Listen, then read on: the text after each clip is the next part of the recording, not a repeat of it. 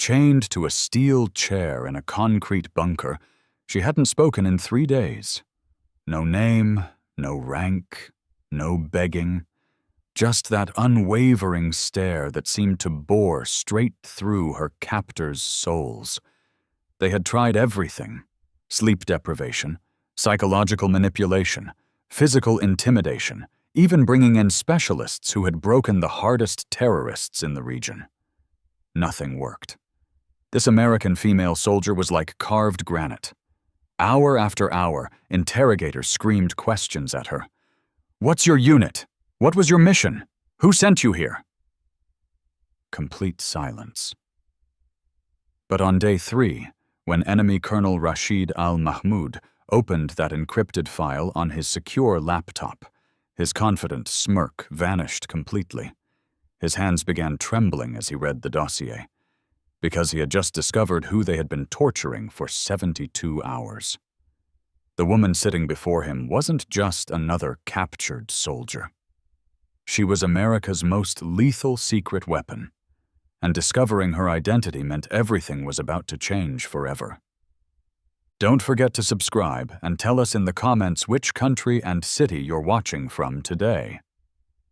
The ambush began at precisely 06:47 a.m. Iraqi Standard Time, on March 18, 2024. In Washington, D.C., it was 10:47 p.m. the previous evening. March 17th. Iraq runs 8 hours ahead of Eastern Standard Time.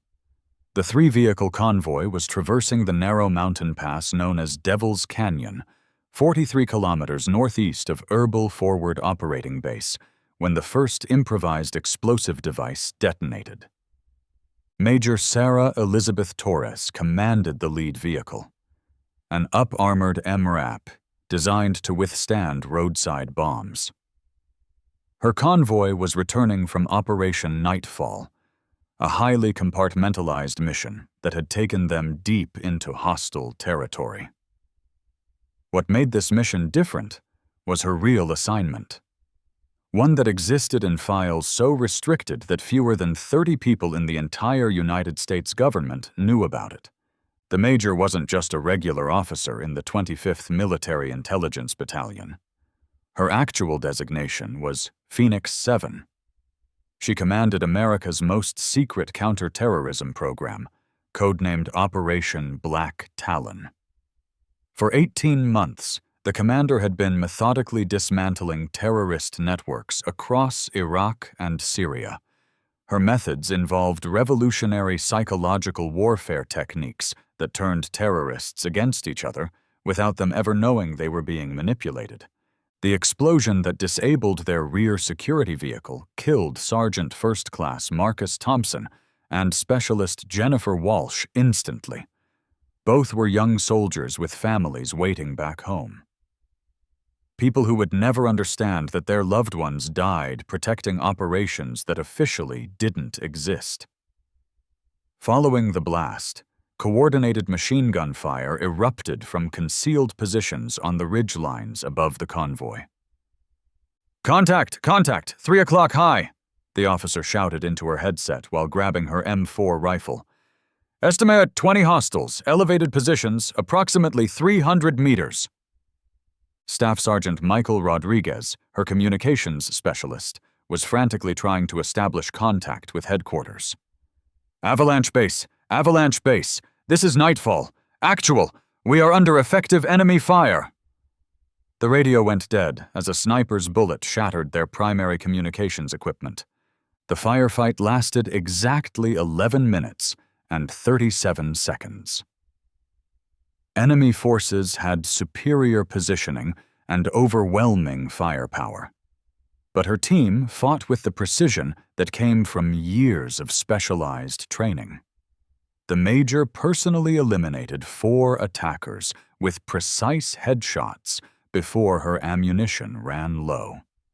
As hostile fighters advanced on their position, the commander executed the final protocol, destroying all sensitive equipment with thermite grenades.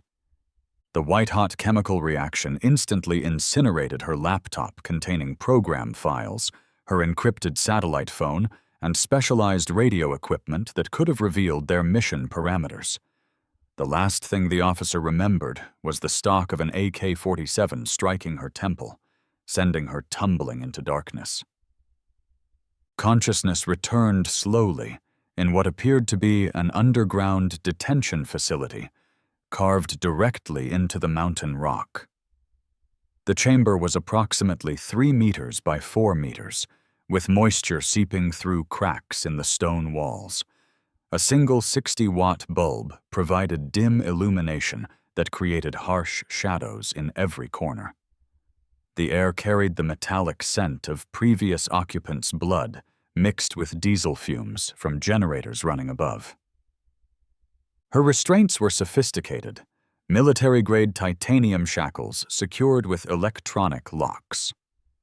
Not the improvised chains typically used by insurgent groups. This suggested her captors were well-funded and professionally organized. More concerning was the medical treatment received. Her wounds had been cleaned and properly bandaged. They wanted her alive and conscious for extended interrogation sessions because they knew exactly who they had captured. The psychological assessment came automatically, drilled into her subconscious through thousands of hours of training at the Army's premier survival, evasion, resistance, escape facility. Physical condition: stable despite concussion and lacerations. Restraints: escape unlikely without external assistance. Environment: underground facility, probably part of larger complex. Captors: organized, disciplined, clearly expecting lengthy interrogation sessions focused on extracting specific operational intelligence. Her first visitor arrived 18 hours after regaining consciousness.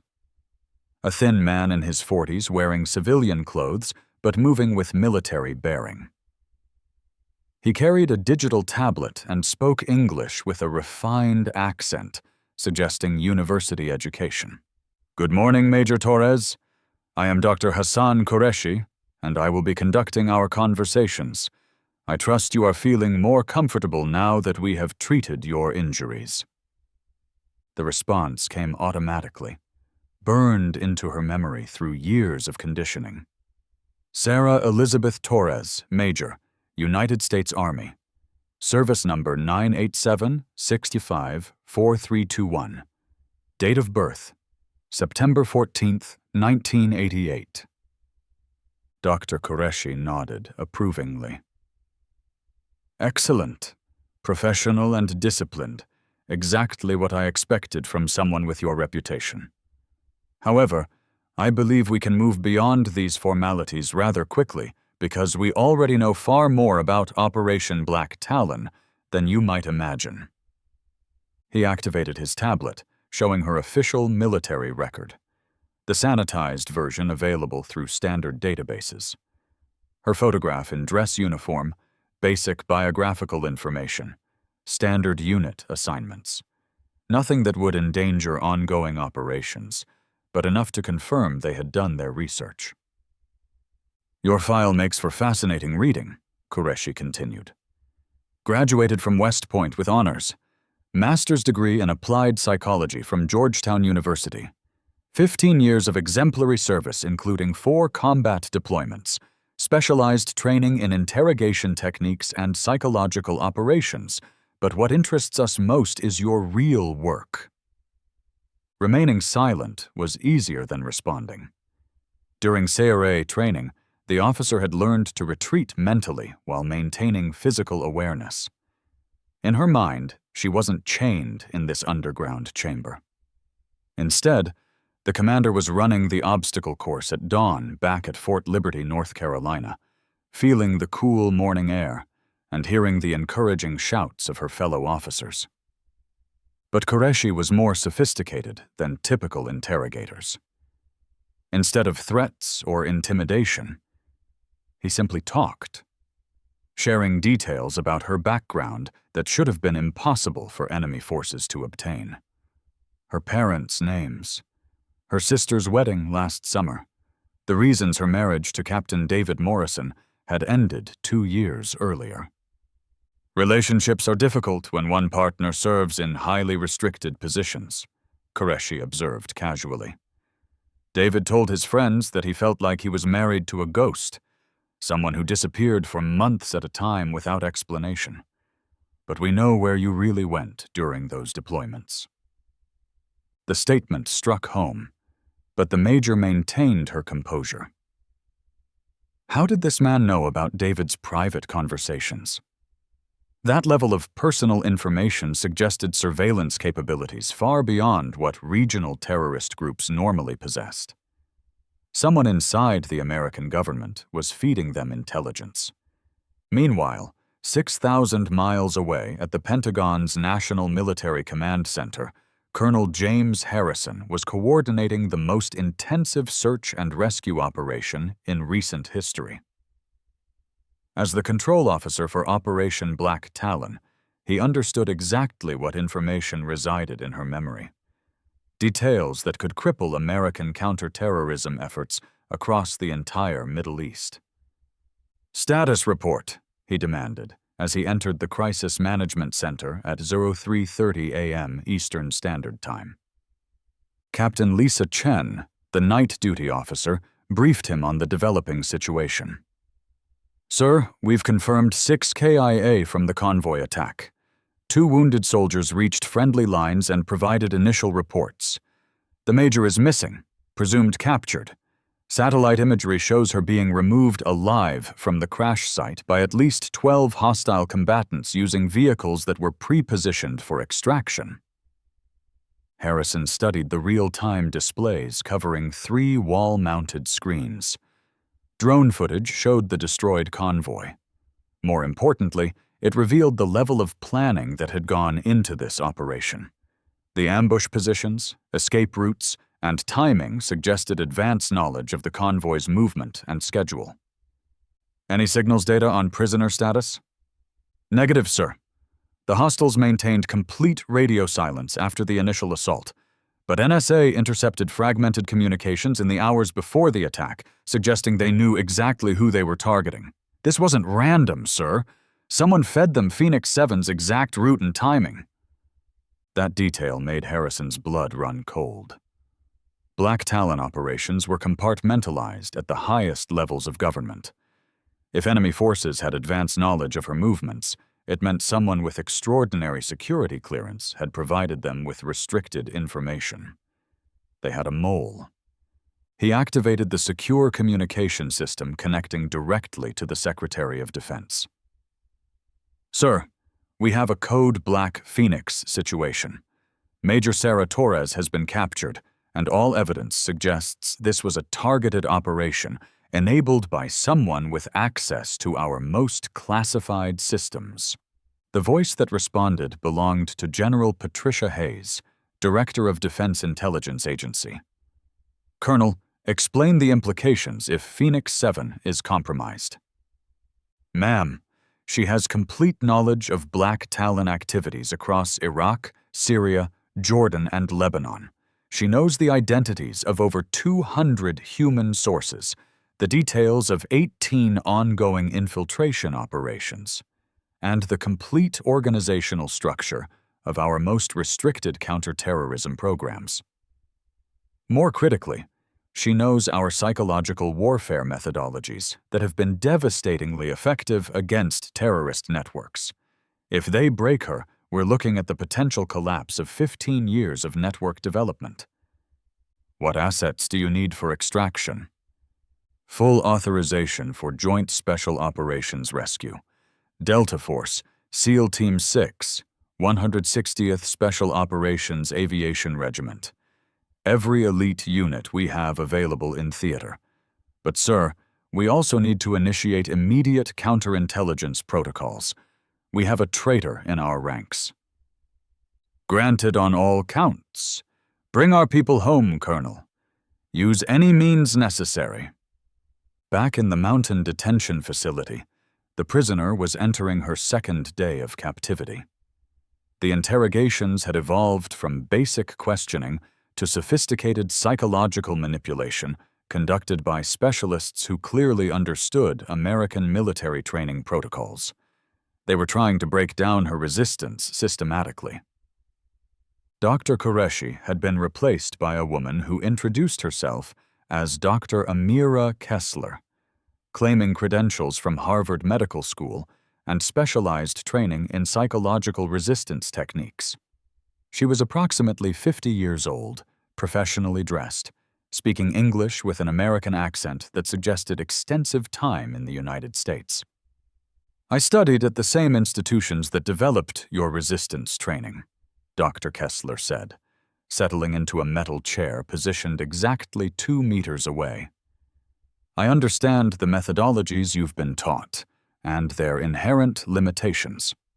But more importantly, I understand the specific techniques you've used in Operation Black Talon." This represented a far more dangerous threat than crude intimidation tactics. Dr. Kessler was attempting to establish intellectual rapport while simultaneously undermining the psychological foundations of SEER training. Her approach suggested access not just to personal information, but to operational details that should have been impossible for foreign agents to obtain. "Your psychological warfare operations have been remarkably sophisticated," Dr. Kessler continued. "Infiltrating terrorist communication networks, planting false intelligence that turns members against each other, creating paranoia that destroys trust within organizations from the inside. You've essentially weaponized human psychology to make terrorists eliminate each other while believing they're acting on their own initiative." The accuracy of this description was chilling. These weren't general assumptions about psychological operations. These were specific details about her methods that existed only in the most classified Pentagon databases. "The collapse of Abu Hassan's network last year appeared to be internal power struggles," Dr. Kessler continued.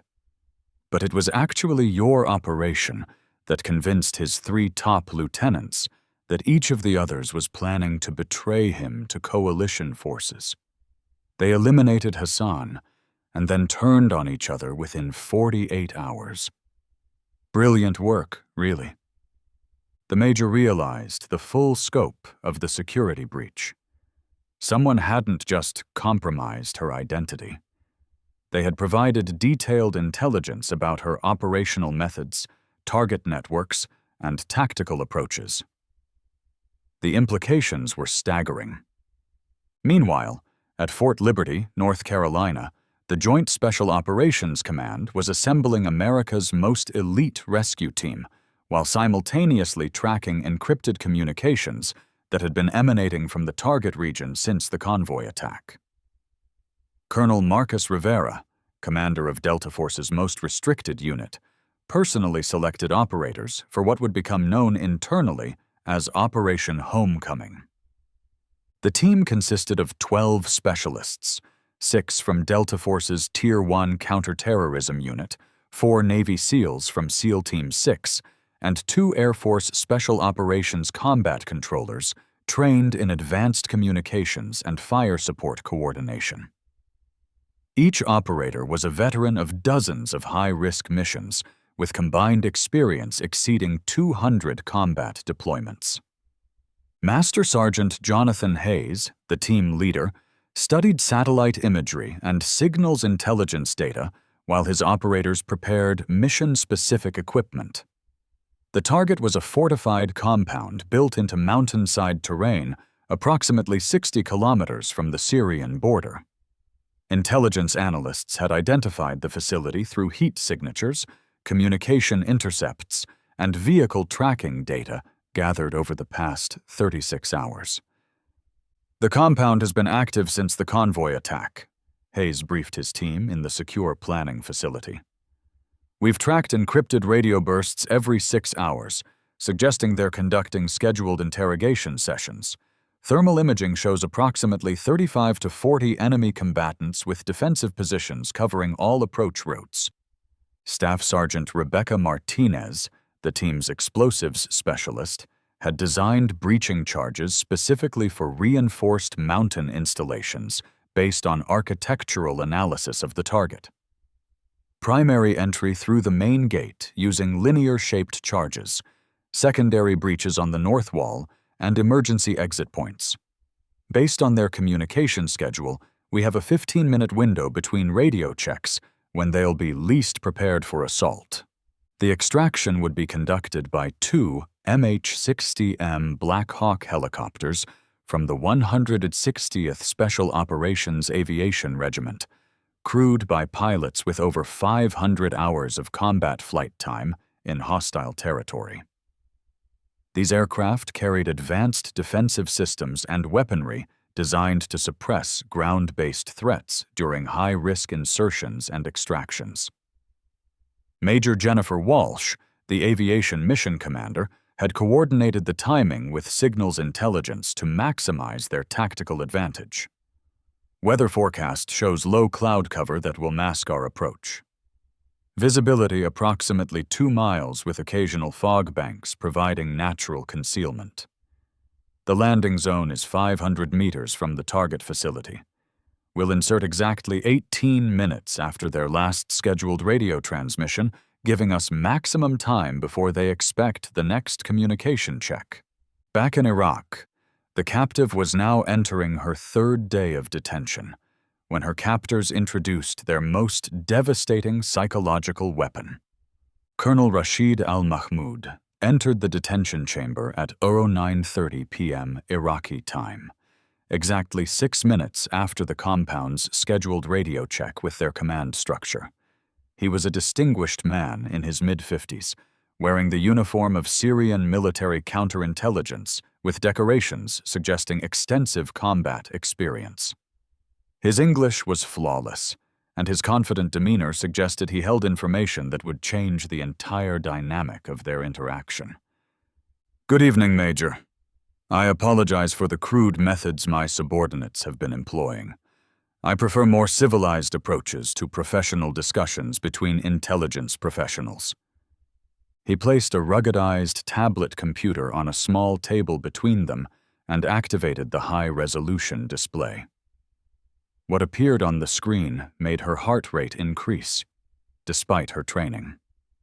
It was a live satellite feed of her parents' ranch near Colorado Springs, so detailed she could see her father working in his woodworking shop and her mother tending their vegetable garden. "Your parents live very peaceful lives," Al-Mahmoud observed.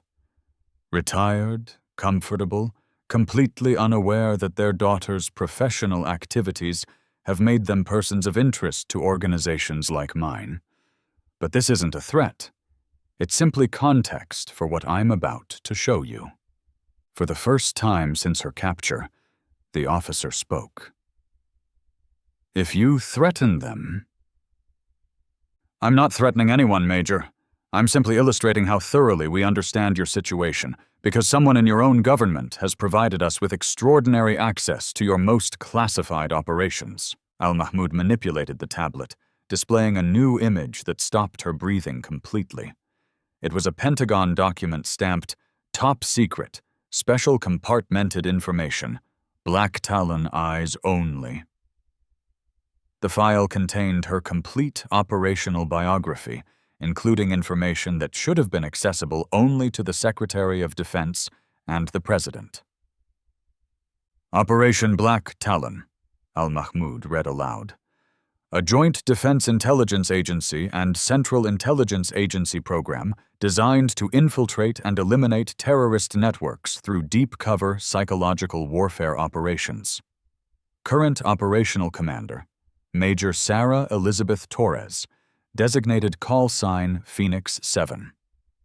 Operational methods include digital infiltration of terrorist communications, deployment of false intelligence designed to create internal conflicts, and targeted psychological manipulation that causes terrorist cells to eliminate their own leadership while believing they are acting on legitimate security concerns."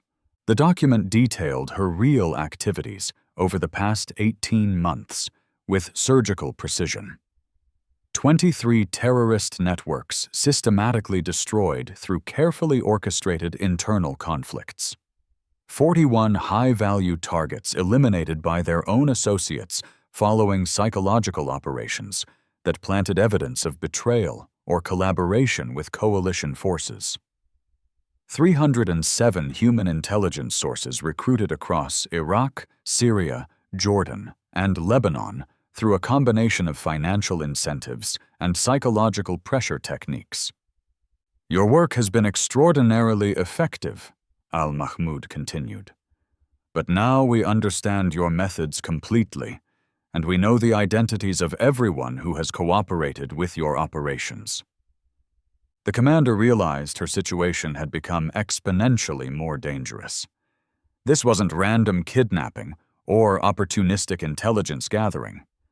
Someone with access to the most restricted American defense systems had specifically targeted her for capture and provided comprehensive intelligence about her methods, sources, and ongoing operations. The implications were staggering. Not only was her own life in danger, but the entire program and everyone connected to it had been systematically compromised. "Here's what concerns me most," Al-Mahmoud said, displaying another screen showing a comprehensive list of names, photographs, and addresses. Every human source recruited over 18 months. People who had risked their lives to provide information about terrorist activities, trusting that America would protect their identities in exchange for their cooperation. 307 people, he said quietly. All of them now scheduled for elimination because of their association with your operations. Men, women, some with children, all marked for death because someone in your government decided that their lives were acceptable casualties in exchange for the intelligence you provided about Black Talon operations. At that exact moment, 8 kilometers away, the rescue helicopters were beginning their final approach to the compound, flying in complete radio silence through mountain valleys that masked their heat signatures from enemy detection systems. Master Sergeant Hayes checked his chronometer. They were arriving precisely 14 minutes before the facility's next scheduled radio transmission, exactly as planned. The psychological pressure in the detention chamber was enormous. If she provided information, the Major would betray everything worked for. If remaining silent, innocent people would die because someone had already betrayed the program. It was the perfect interrogation trap, using her own protective instincts against operational security training. But at that moment, the officer heard something that changed everything. The distant sound of helicopters approaching at high speed. Multiple aircraft in formation, flying low to avoid radar detection. The distinctive sound signature of American military helicopters conducting a precision combat operation that had been planned and timed to coincide with the compound's communication schedule. Al-Mahmoud heard it too. His confident demeanor shifted to alarm as he grabbed his radio and began issuing rapid orders in Arabic. "All units to defensive positions. American aircraft inbound from multiple directions. This is not a drill. Phoenix 7 extraction in progress." The compound erupted into chaos as armed men ran through corridors, taking positions at windows and defensive emplacements. Emergency lighting activated, bathing everything in red illumination, designed to preserve night vision while providing operational visibility for defensive actions. The captive had been subtly working on restraints for 3 days, using micro-movements that gradually loosened the electronic locks without triggering their tamper detection systems. The confusion of the impending rescue provided the opportunity needed. A sharp twist that temporarily dislocated her thumb allowed her to slip one hand free from the shackles. The first explosion shook the entire mountain as the rescue team breached the main entrance with precisely calculated demolition charges designed specifically for this facility's construction. She could hear the systematic sounds of American Special Operations Forces clearing the compound. The controlled bursts of M4 rifles, the distinct percussion of flashbang grenades, the coordinated communications of soldiers who had trained together for years. Al-Mahmoud turned toward her with his sidearm drawn. "This changes nothing. You'll be dead before your people reach this chamber, and we already have everything we need about Black Talon operations." The Major had freed both hands and was working on the leg restraints. "Maybe," she replied calmly. "But when this is over, all your intelligence dies with you, and every person on that list gets to live because you never had the chance to act on the information your American traitor provided." Another explosion, much closer this time. The rescue team was methodically advancing through the facility, eliminating resistance with professional efficiency that came from extensive pre-mission planning and real-time intelligence support. The officer could identify individual voices now, American Special Operations soldiers coordinating their assault with the precision that made them the most feared combatants in the world. The detention chamber door exploded inward in a shower of metal and concrete. Through the smoke and debris came 6 figures in full combat gear, night vision goggles, advanced body armor, weapons that represented the pinnacle of military technology. The lead operator put 3 precise rounds into Al-Mahmoud's center mass before the enemy colonel could react. "Phoenix 7, this is Reaper Actual," the team leader announced, using her operational designation. "Are you injured? Can you move?" The commander had completely freed herself from the restraints during the final seconds of their approach. "I'm mobile and combat ready, but we need to secure their computer systems immediately. They have complete Black Talon operational files that reveal our entire program structure, source networks, and methods." "Already in progress," Staff Sergeant Martinez reported while working on Al-Mahmoud's tablet and the facility's computer systems. "Cyber warfare team is extracting their complete database while simultaneously uploading malware that will destroy their backup systems and communications networks. Whatever intelligence they gathered dies with this facility." Master Sergeant Hayes was coordinating the extraction while maintaining communication with their command center. "Phoenix 7, we have multiple enemy KIA, 0 American casualties. Enemy reinforcements approximately 10 minutes out based on intercepted communications. We need to evacuate immediately." The facility clearance had taken exactly 14 minutes, precisely within their operational window. 28 enemy combatants eliminated, all computer equipment either confiscated or destroyed with specialized malware, complete intelligence recovery with no American losses. The extraction helicopters arrived exactly on schedule, loading the team and their rescued asset before disappearing into the night. During the flight back to their forward operating base, the officer reviewed the materials recovered from the enemy compound. The scope of the security breach was worse than anyone had imagined, but also more precisely defined. Black Talon operations had been monitored and documented for exactly 14 months through systematic access to Pentagon databases.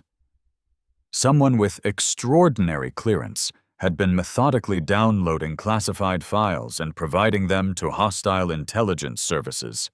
Colonel Harrison's voice came through her headset. "Phoenix 7, this is Control. Welcome back. What's your assessment of the intelligence compromise?" "Critical but contained, Control. They had complete operational files for the past 14 months, but the breach appears to be limited to a single source with database access. We know exactly what was compromised and when. More importantly, their entire intelligence-gathering operation just went dark permanently." "Understood. Medical evaluation and debriefing begin immediately upon your return. Counterintelligence has already identified 3 potential suspects based on database access logs correlated with the timeline of the enemy's information." The debriefing lasted 20 hours, and involved every senior intelligence official in the theater. General Patricia Hayes had flown in personally from Washington to oversee the investigation. The evidence recovered from the enemy facility, combined with forensic analysis of Pentagon database access logs, revealed a sophisticated but ultimately traceable intelligence operation. "Major, your conduct during this operation was exemplary," General Hayes began. "You maintained operational security under extreme duress and provided crucial intelligence about the scope and source of the security breach." "Thank you, ma'am. But the priority is identifying and stopping whoever has been systematically downloading our most classified files. The enemy's intelligence was too accurate and too current to have come from any source other than someone with direct database access."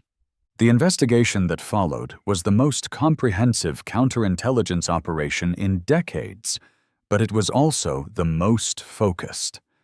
Database forensics revealed that someone had been making small, incremental downloads from classified systems over 14 months.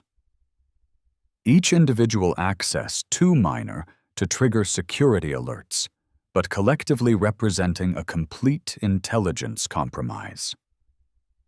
The breakthrough came within 2 weeks through a combination of digital forensics and financial investigation.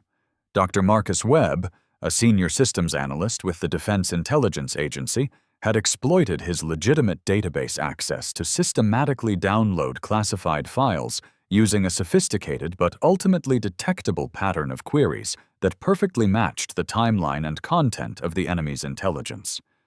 Webb had discovered a vulnerability in the Pentagon's secure database architecture that allowed him to download files in small segments over extended periods. Each individual download appeared routine and within his authorization parameters. But collectively, he had accessed virtually every classified file related to Middle Eastern counterterrorism operations over 14 months. His motivation wasn't ideological, it was purely financial. Offshore bank accounts revealed he had received over $4.2 million in payments from organizations linked to Iranian intelligence services. Financial forensics showed the payments coincided exactly with major intelligence downloads, creating an indisputable pattern of espionage. Webb had access to virtually every counterterrorism program in the American government through his role in database administration and security analysis. His betrayal had resulted in the deaths of at least 37 intelligence assets and the compromise of dozens of ongoing operations. The ambush that captured the Major was just one of many operations he had enabled through his systematic intelligence theft. The arrest was coordinated with simultaneous raids across Iraq, Syria, and Lebanon, targeting terrorist cells and safe houses that Webb's information had exposed to coalition forces. 17 high-value targets were eliminated or captured before they could act on the compromised intelligence.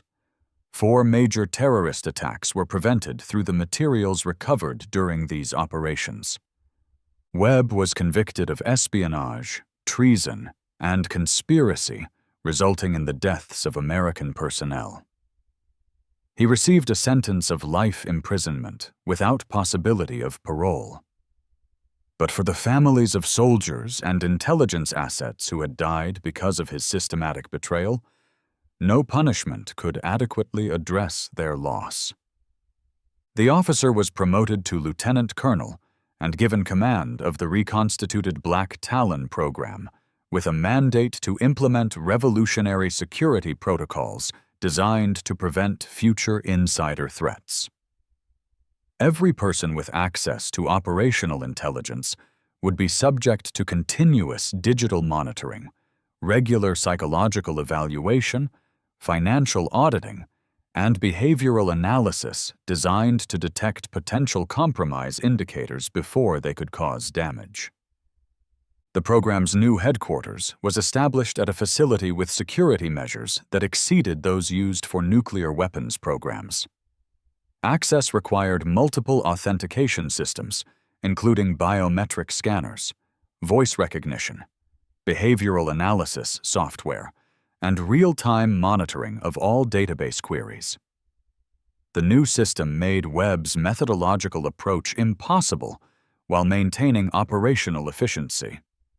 6 months after her rescue, Lieutenant Colonel Torres stood in Section 60 of Arlington National Cemetery, where the newest military casualties were buried.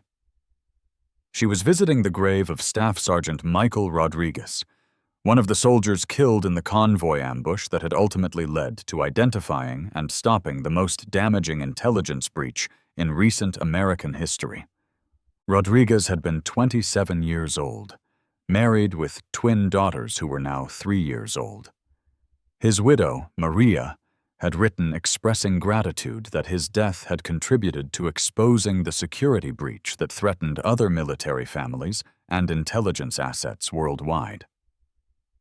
Miguel believed in the mission, Maria had written. He knew the risks, but he also knew the importance of the work you're doing. Please don't let one person's betrayal destroy everything so many people have died to protect. Colonel Harrison joined her at Rodriguez's grave. His sacrifice led to identifying Webb's systematic espionage, he said quietly. Because of what happened to your convoy and your resistance during capture, we were able to prevent the deaths of hundreds of other people and secure our most critical operations. The commander placed a small American flag at the base of the headstone.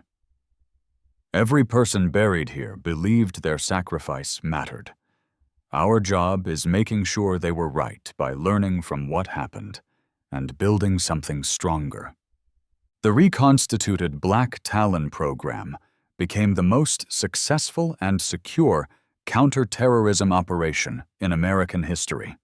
Over the next 2 years, they dismantled 43 terrorist networks, prevented 17 major attacks, and eliminated 68 high-value targets while maintaining perfect operational security.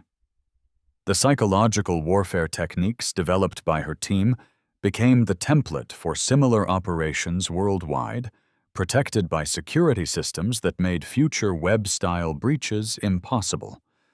But perhaps more importantly, the security protocols developed after Webb's exposure became the standard for protecting classified operations throughout the intelligence community. Multiple authentication systems, continuous monitoring, comprehensive counterintelligence programs, and behavioral analysis were implemented across every classified program in the American government. 3 years after her rescue, the officer was awarded the Defense Intelligence Agency Director's Award for exceptional service in protecting national security. The citation noted that her resistance during captivity and subsequent leadership in rebuilding Black Talon with revolutionary security measures had prevented incalculable damage to American counterterrorism capabilities. The ceremony was held at a facility with an audience consisting entirely of people cleared for knowledge of Black Talon operations. In her acceptance speech, she spoke about the soldiers and intelligence assets who had died protecting these missions, and the responsibility to honor their sacrifice through constant vigilance. The real heroes aren't the people receiving awards, she said. They're the men and women who gave their lives believing that their sacrifice would make the world safer for their families and their fellow citizens. Our responsibility is ensuring that their faith was justified by building systems so secure that their sacrifice can never be betrayed again. Standing once again in Arlington National Cemetery 5 years after her capture, now Colonel Sarah Torres reflected on the journey that had brought her to this point. The Black Talon program continued to operate with unprecedented success and security, protecting American interests while honoring the memory of those who had died building and defending it. The war against terrorism would continue, But America fought it with the knowledge that its most sensitive operations were protected by security measures developed through hard-earned experience and unacceptable loss. The price of freedom remained constant vigilance, but now that vigilance extended to protecting the protectors from betrayal within their own ranks through systems that made such betrayal detectable and preventable.